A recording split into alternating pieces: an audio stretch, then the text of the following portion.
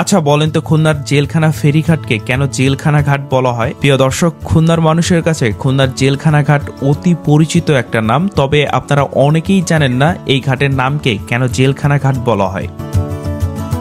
খুলনা শহরে 1912 সালে ভৈরব নদীর তীরে খুলনা জেল কারাগার, এখন যেটাকে আমরা জেলখানা বলে থাকি, এই জেলখানা স্থাপন করা হয় এবং পরবর্তীতে এই ঘাটকে স্থানীয় মানুষ জেলখানা ঘাট নামে ডাকতে শুরু করে। সেই থেকে খুলনার মানুষজন এটাকে জেলখানা ঘাট নামে চিনে থাকে।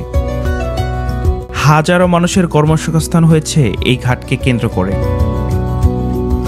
প্রতিদিন প্রায় 50,000-এর বেশি মানুষ এই ঘাট ব্যবহার করে খুলনা টু তেরোখাদা এবং তেরোখাদার আশেপাশের যে উপজেলাগুলো আছে সেগুলোতে যাতায়াত করে থাকে।